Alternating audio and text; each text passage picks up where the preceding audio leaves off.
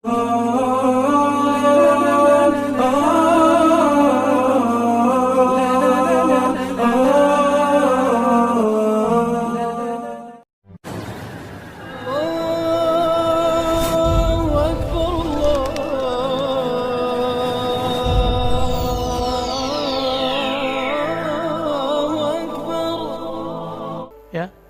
ada di beberapa kitab disembunyi-sembunyikan, ya, nyempil-nyempil ada. Kenapa? Dajjal yang sangat sakti mandraguna itu tidak terbunuh-bunuh, nggak mati-mati. Ada rahasia dia dan ada kelemahan dia. Nah, itu rahasianya dipegang oleh mereka, ya, para aulia-aulia Allah itu. Jadi kita sabar-sabar aja Pak, ya. Jadi ke depan mohon maaf, ini bukan kabar gembira. Jangan berharap virus ini hilang. Jadi jangan berdoa, ya Allah angkat virus, itu nggak sopan. Allah menghendaki virus ini berkembang untuk menguji kita semua. Panik, musyrik atau bagaimana? Semoga kita nggak panik, semoga kita tidak musyrik. Nanti tambah ke depan tambah sulit Pak, tambah sulit. Yang nggak sanggup minta wafat aja sebelum itu. Ya. Tapi yang mau berjuang, ayo minta panjangkan umur ya Allah. Jadikan kami berjuang dengan Al-Imam Al-Mahdi, pewaris engkau di akhir zaman. Amin. Mau Pak ya? Mau lah. Tapi ada satu kata kunci, nanti kita bahas di bab Al-Mahdi. Siapa Al-Mahdi itu? Al-Mahdi sekarang udah muncul belum? Ini saya sering ditanya mengenai sosok namanya Muhammad Al-Qasim Al-Bakistani. Ini kita jawab sekarang Pak ya. Muhammad Al-Qasim ini salah satu orang yang bening kolbunya sehingga mendapatkan mimpi-mimpi yang bagus. Nabi mengatakan bahwa ru'yal mu'min, ya, juz'un minan nubuwah. Mimpinya seorang mukmin itu menjadi satu bagian dari waris kenabian. Oke?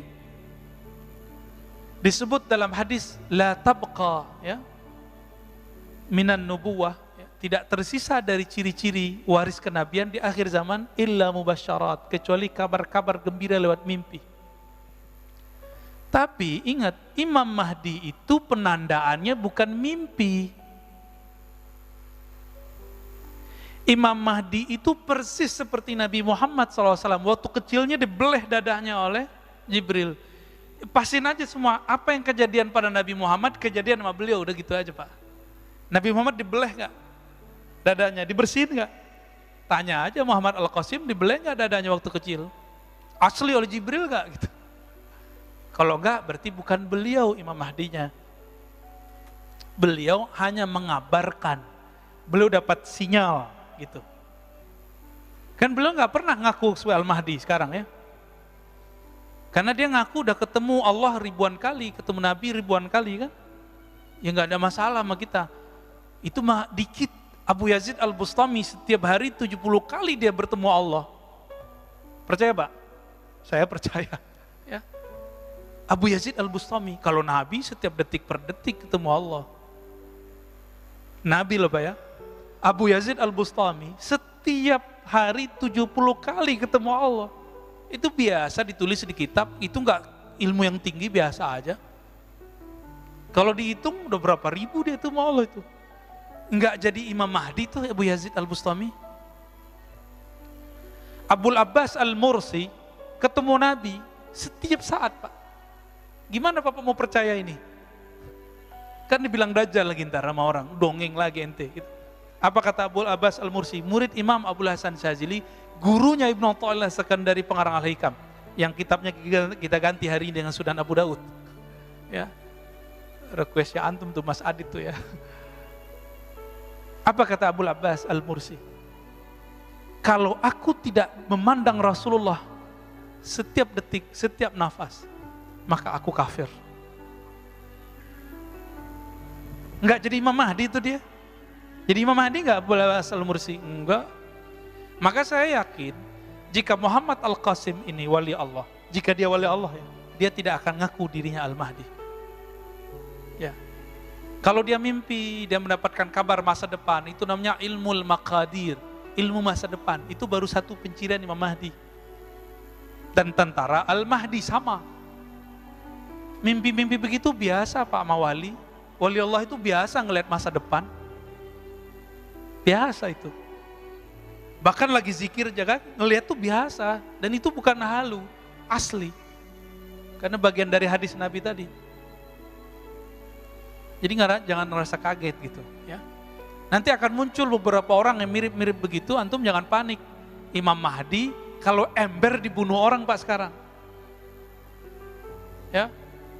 Kalau Imam Mahdi ember dibunuh orang Pak. Apa jadi dicerita nggak mungkin. Apa dalilnya? Masih ingat kisah Abu Thalib ditegur oleh Bukhairah? Apa kata Bukhairah? Abu Thalib, kenapa ente bawa ini anak? Hazal ghulam nabiyun, ini anak Nabi. Abu Thalib udah ngerti bahwa Nabi Muhammad itu Nabi. Itu sebabnya saya meyakini Abu Thalib ini mukmin. Ya, ini akidah Ahlussunnah loh Pak ya, bukan akidah Syiah ini. Di akidah Ahlussunnah. Kita mengikuti salah satu murid dari Syekh Zahid Al-Kautsari, Syekh Al-Hasan kalau salah namanya. Dan beberapa ulama-ulama yang lain. Jadi Abu Thalib mengerti ini Nabi nih. Oke? Karena dia mengerti ini Nabi, apa kata Bukhairah? Jangan bawa ini orang. Kalau ketahuan ada tanda nubuat dalam dirinya, yaqtuluhul Yahud, akan dibunuh oleh Yahudi yang sekarang kita sebut Zionis. Dibunuh pasti Pak. Ya mungkin sekarang nggak tahu nama intelijennya apa gitu ya. Mossad ke apa saya nggak ngerti deh ya. Pasti dibunuh Pak. Nggak mungkin dibiarin. Jadi kalau ada sekarang Imam Mahdi, ngaku Mahdi, pastikan dia bukan Imam Mahdi. Di-upload lagi di YouTube ya kan? Ah, kacau itu. Ada di Parung satu Pak ya. Kopiahnya hitam lagi kayak saya, kan lucu Pak. Ntar kita aja jadi Mahdinya ya. Bapak saudara makan Allah. Dajjal adalah sosok Musa bin Sam'un yang kemudian disebut Samiri, yang dulu Nabi Musa tidak punya hak mengeksekusinya karena dia tahu yang punya hak eksekusi adalah umat Nabi Muhammad. Itulah sebabnya Nabi Musa berdoa, ya Allah jadikan aku nabinya umat Muhammad. Enggak, kata Nabi Muhammad sallallahu alaihi wasallam. Terus gimana? Kalau gitu jadikan aku umatnya Nabi Muhammad. Maka nanti akan ada pewaris Nabi Isa di kalangan umat Nabi Muhammad. Jadi ulama tapi batin dia mewarisi Nabi Isa. Melalui orang inilah Nabi Musa berjuang. Kira-kira begitu. Nabi Musa di alam lain, dia di alam nyata. Dan saya tutup dengan sebuah hadis ya. Diriwayatkan oleh Imam Abu Daud. Nabi SAW ini juga ada dalam riwayat yang sahih. Mengatakan, Iyakhruj wa ana fikum fa ana hajijuhu dunakum. Seandainya Dajjal itu keluar, lalu aku bersama kalian, fa ana hajijuhu dunakum. Maka aku yang langsung menjadi hujjah yang akan menjaga kalian, menyelamatkan kalian. Wa iyakhruj, tapi kalau dia keluar, walastu fikum, aku tidak ada bersama kamu. Nah, ini kata-kata kunci nih Pak. Famru'un hajiju nafsi, maka seseorang hendaklah berjuang dengan dirinya sendiri. Wallahu khalifati ala kulli muslim, aku serahkan kepada Allah urusan hamba-hamba yang muslim. Ini kata kunci. Apa kata Nabi? Jika dia keluar, aku ada bersama kamu. Itulah Al-Mahdi Pak. Ya. Itulah yang disebut Al-Mahdi. Yahruj fa'ana wa ana fikum fa'ana hajiju. Jika dia keluar, aku bersama kamu. Mungkin gak Nabi berandai-andaiannya salah? Gak mungkin. Andainya dua nih. Jika aku keluar, aku bersama kamu. Jika aku keluar, aku tidak ada di sampingmu. Bukan berarti Nabi gak ada. Inilah yang disebut pewaris Nabi Al-Imam Al-Mahdi. Jadi jangan sembarangan nyocok-nyocokin Imam Mahdi, jangan ya. Imam Mahdi sekarang di Madinah, itu nanti bro ya.